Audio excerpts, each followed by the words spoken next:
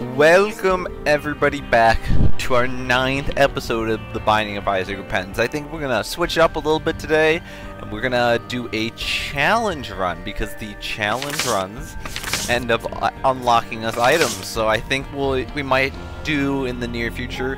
So like I said, every 5th episode is going to be like a greed run. So this will be challenge, and then greed, and then I think I might switch off like regular run, challenge run for a while. Just because, you know, we want to be able to unlock all these items here, so that we are able to just have a more fulfilling experience in the base game. So let's get right into it. Pitch black.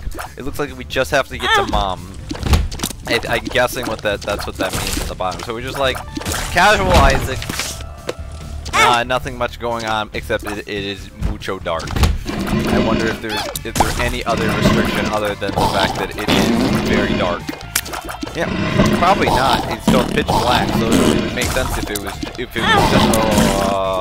just that restriction. But yeah, so what was going on for me? So I was just thinking about. So I took a bike ride earlier today because it is our Friday of our day off from university, because like I said in one of the previous episodes, the university, upon hearing about all the complaints about students after they canceled spring break because they didn't want people to go out on spring break and then bring COVID back from Florida, because they pretty much everyone would have been in quarantine for 2 weeks, and it would have been a huge mess. And it's not like the university current has the infrastructure to like enforce anything, because like for instance, everybody on campus is supposed to go down to the arena on campus and get a antigen test twice a week. However, and then they like threaten to people like on campus, like if you don't go and get your COVID shot every week, nice HP up.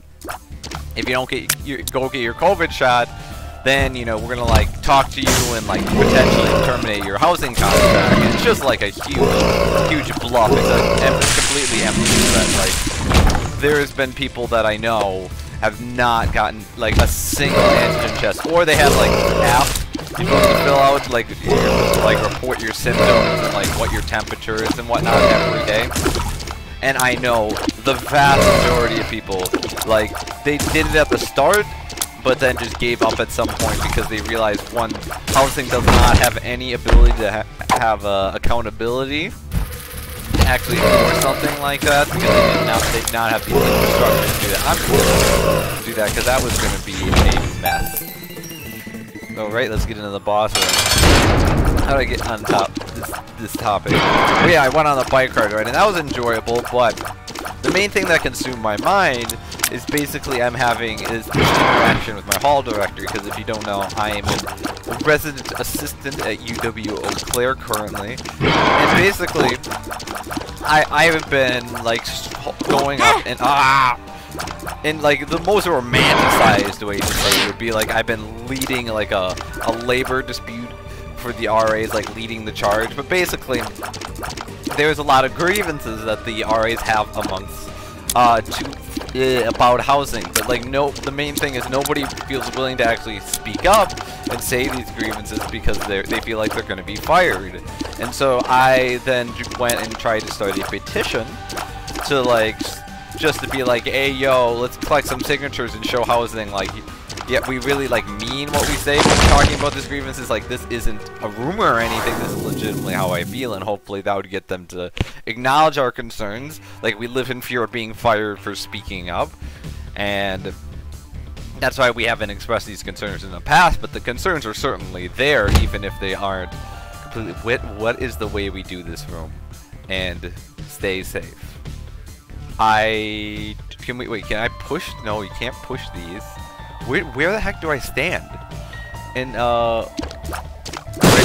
okay, I guess that's how we do it. That was mucho spooky. So I started a petition, and then so I spread the information around. Oh, that's a tinted rock. So I spread the information around all the RAs in my hall on the group chat, and then one of them, who I'm pretty sure I know which one it was, because they had previous grievances and grudges they've held against me from the past, is what I'm thinking. They snitched to our hall director and told them, you know, Sean's trying to start a petition, he's like trying to start an RA union, And like, yeah, and so all of a sudden I got a message one day from my hall director saying, yo, we're having like a meeting with you and the assistant director of housing. And like, here's how the assistant director of housing is viewed among the RAs. You know that famous picture of Andrew Jackson, like with the crown and the robe and the scepter, and he's like stomping on the Constitution, and there's this, like the, what was it? What does he have in his hand? Oh, he has a veto in his hand. I think that's what it was. Well, basically, that's how the assistant director of housing is viewed by the RAs, except the, well, we got a freaking dime. Except the Constitution is the RA contract, and the veto, there's no shop. Is that what's going on? Okay. So yeah, you know, and then the veto is like a termination declaration, because it's basically a housing rules with absolute power and can just fire us at will. Like it's interesting, you know, like the regular residents have to go through, like, whenever there's something going on, they go through like a judicial proceeding, like an actual kind of deal. However, RAs don't get any sort of that thing. It just goes. Both are not very good, unfortunately. So I think we're just gonna head down next floor. But yeah, RAs don't have the same kind of luxury. We could just be fired at whim. So yeah, that's another one of the grievances we have. But you know. So I end up having this like very intimidating conversation with the director of housing, and it's like, well, you know, there's a vast power imbalance in this meeting. Think about it. This is a person that literally has threatened to fire people that I've talked to, and like it's just not very well trusted amongst the RAs for such reasons. I'm supposed to just talk to them and my hall director at the same time as the single RA, so I ended up bringing a fellow RA along to try to balance that out a little bit. And yeah, the meeting wasn't extremely cooperative, I would say. I was basically expressed my concerns, and then I was told that everything I was saying was a baseless rumor, and I need to check the facts, and like how many times. So I was basically called a liar for like a whole hour, which was fun. Over not an hour, half an hour rather. And so like, oh my gosh, you're fast. I did not expect it to be so fast, my dude. Yeah, so that was fun, and so because the thing is. And then, I didn't feel like much came out of that conversation. And currently, we did not have like an anonymous way to like brief our concerns. But however, a survey was coming out in a couple of weeks. It it would be like 2 weeks from now, but 30 weeks after I had the meeting, they were planning on releasing an anonymous survey for the RAs to like put their grievances against housing. And you know what? It says something when RAs feel the need that they need to have an anonymous survey to voice their complaints, but you know, housing thinks there's nothing wrong, and that's why they're willing to have the survey, because they're just like, well, if we do the survey, it's just going to justify what we already think, that there's nothing wrong, so we're more than willing to put this out, because like, so, but yeah, so like I had these ongoing grievances without housing. And then that leads up to what originally I was talking about with my bike ride and what I was thinking about. Because, so yesterday I was just like on my desk shift, which is why I actually had a break in one of the episodes. I think it was like episode 7. I think I had like a 2-hour break. I had to like edit out, and so there are. Ooh, we got a goat head. I think that guarantees devil deals 100%. Like. So, I was told that we usually have a weekly one-on-one meeting with our hall director where they just, like, talk about how things have been going on, how you're doing. It's supposed to be, like, you know, a check of how you're doing in the job, how's your performance doing, like, are you feeling overwhelmed, feeling stressed, that kind of thing. And all of a sudden, my hall director is like, hey, at the meeting tomorrow, I'm planning on having another hall director there with me. And I'm like a little off-put by this, and I'm like, so why are you doing this? And I was like, well, you know, you brought, for a similar reason of why you brought Isaac of the other RA along.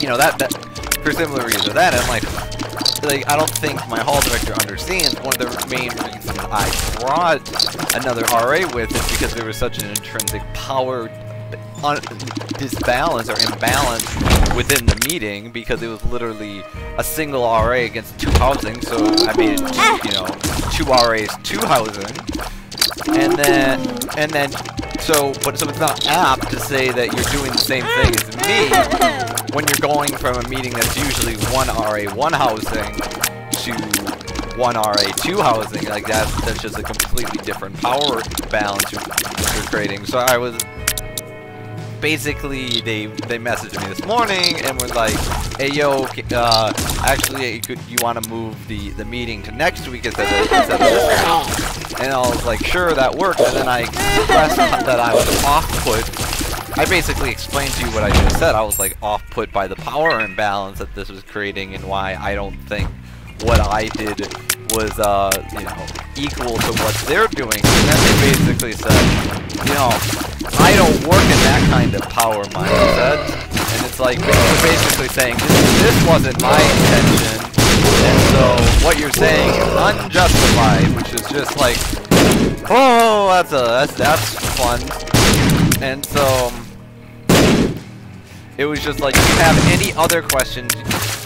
Oh, and they also said basically, you know, there's stuff that's been going on in the past where you haven't lived up to performance, and I was like, what the heck are you talking about? With this, like, what I'm saying right now is about what's going on currently, and it's not about the past. And what's interesting is what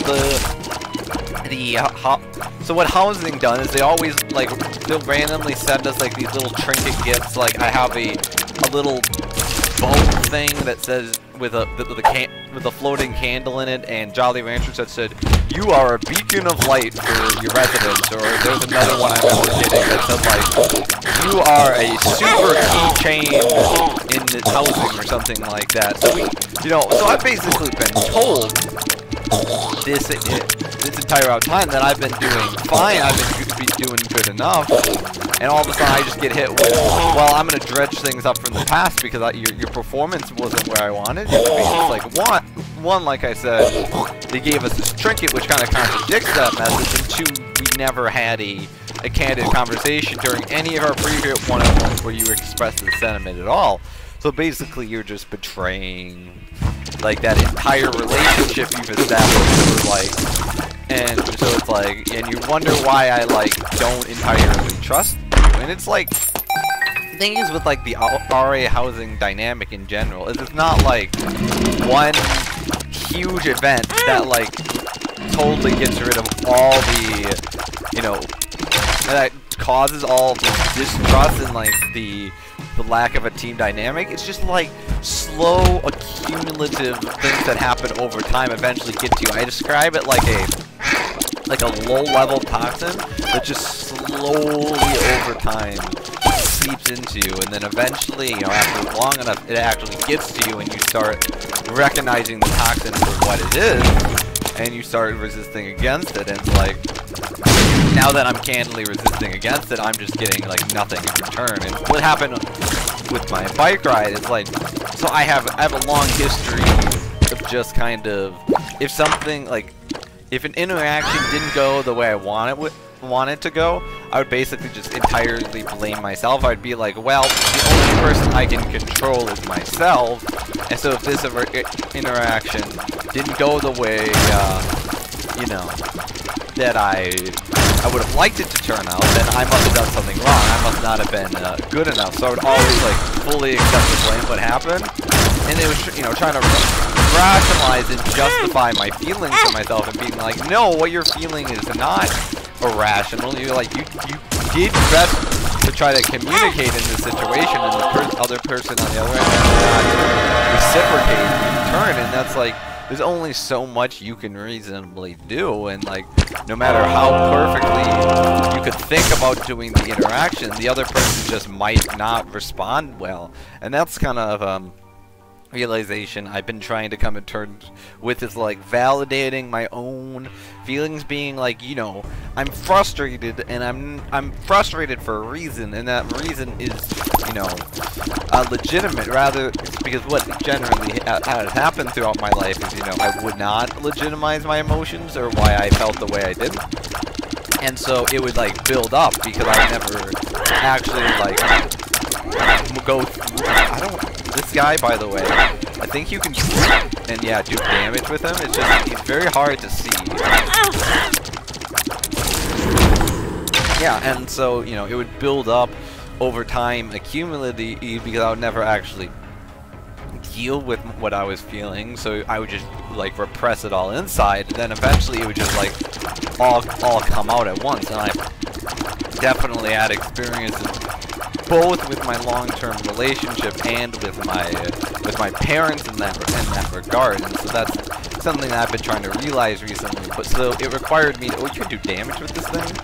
So it required me on my bike ride was going back through, like, all the things that like I hadn't dealt with, and being like, okay, this happened, this is how I felt during that, here's why I felt that way, and being like, is that a reasonable reaction based on the situation? And, like, basically every time for me, and, you know, it's gonna be a little biased because I'm doing it for myself, but, you know, I was like, yeah, that's pretty legitimate anger.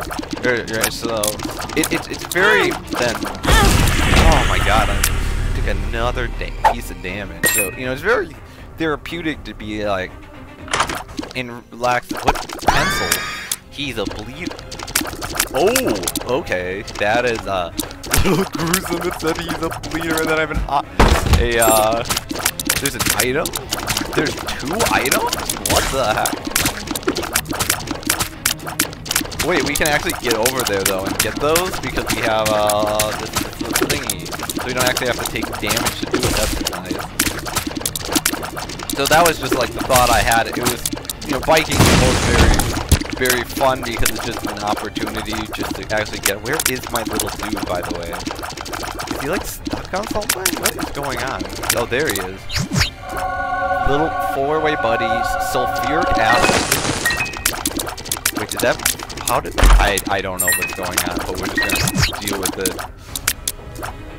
And it was just a very different environment. I just felt much more calm and at peace with myself when I got the opportunity to actually just validate my own feelings rather than just denying them. And that's kind of, I think that's probably an important part of self-love, which is something I have, you know, definitely struggled with doing. Even, you know, when I would say I was like, I'm bad or something, rather than saying like, oh dang, that sucks, I wish I didn't get hit, being like, I'm bad kind of thing, is that, you know, self-deprecation rather than self-affirmation, you could say.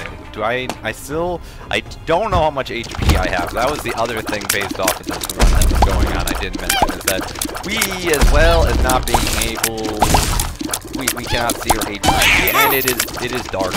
It is ultra dark, and apparently there's no shops. So get a 4-way buddy. I'm glad this run only has to go to mine. I will say it is not the primo. It's not maybe a primo run. You're not gonna. Oh, I thought he would not brimstone because it was charmed, and I was very wrong in assuming that.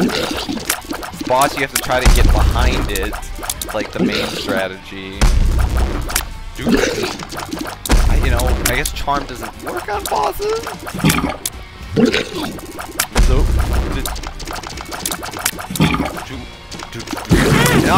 so that was like, you know, a huge thing with. And the thing that's like saddest to me most like all the back thing. Oh yeah, we are down into regular how it's now. Hopefully we do not die. What is boop boop boop boop boop? We didn't. Again, not very good. We keep getting a lot of, we actually, wait a second. We get, wait, I thought we would have got a, aw, dang it. I thought because we had 3 familiars, we would have gotten something. There's like this conjoined transformation that you get, that called, and I don't know how you get it, but I thought it was you got 3 familiars, but I am apparently mistaken in that assumption. because we definitely did not get conjoined from that. This was like what I was gonna say.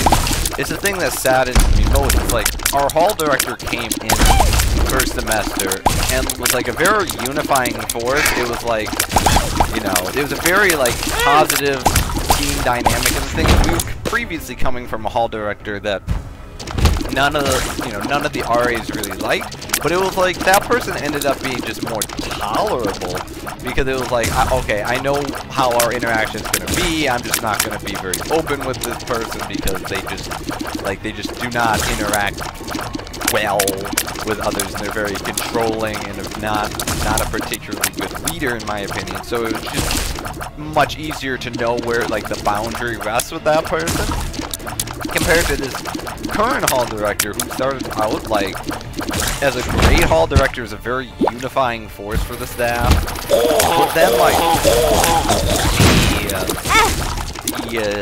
the winter break came up, and like after the winter break, like nothing, they just didn't act the same. And this wasn't just like my own observation, this was balls of steel. Okay, nice, I'm glad I just randomly took that pill. It wasn't just my observation, it was an observation that me and a couple of other RAs had and talked about. And like since that time, like our staff has been much more fractionated, because without that unifying figure that our hall director previously was, it significantly contributed to the fractionating of the staff. Without that central unifying force to bring everybody together, humans gave way to their more tribal nature.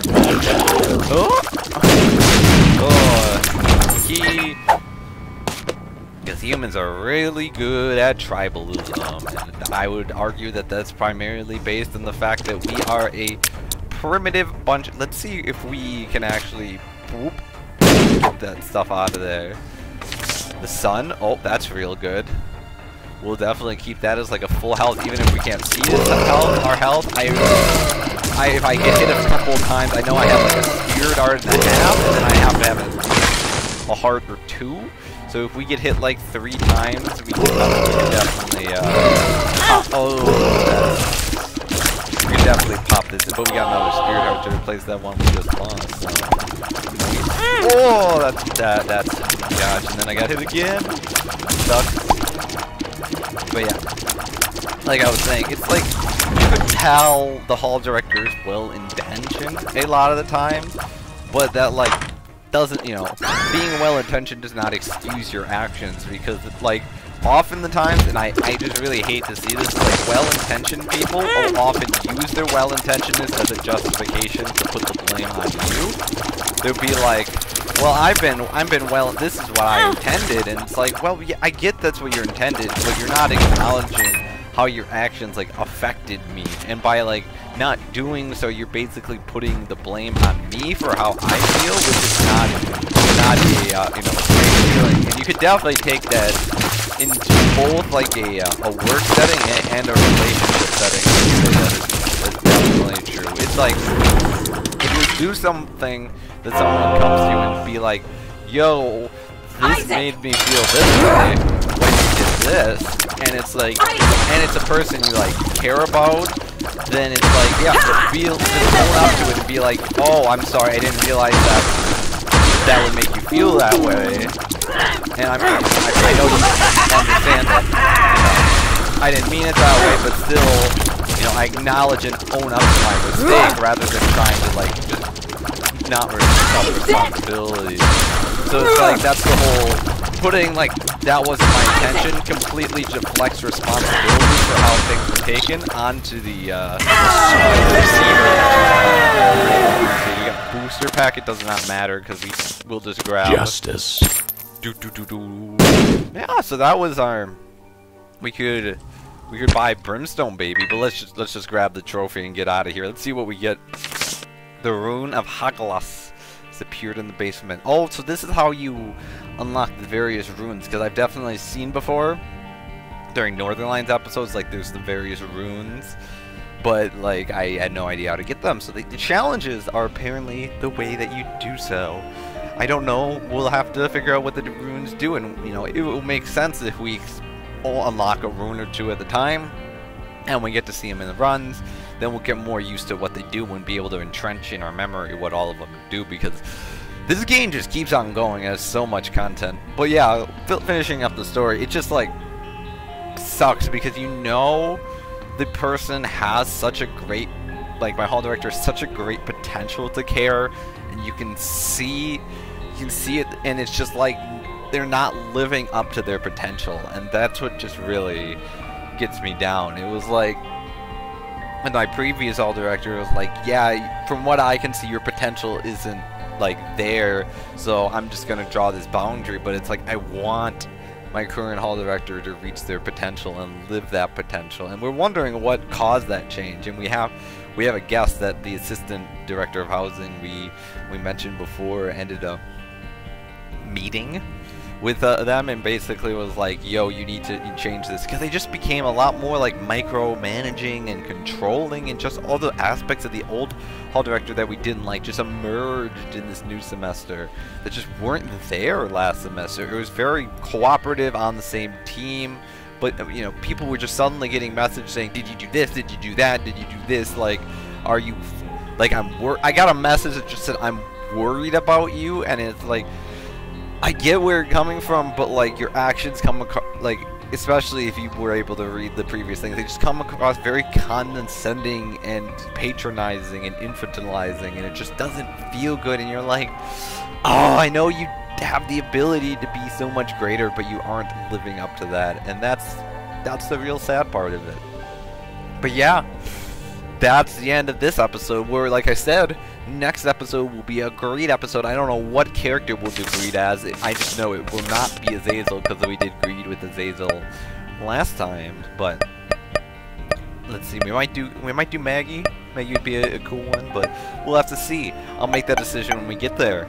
So, you know, if you liked the video and enjoyed this random discoherent thoughts, then, you know, I'd appreciate it if you left a like on this video, left a comment, and even gave me one subscription, because even though I don't like asking for these things, it really helps me achieve my dream of spreading these videos and just spreading my thoughts to other people, and for other people to experience me, and perhaps even one day to make a little bit of money off of this.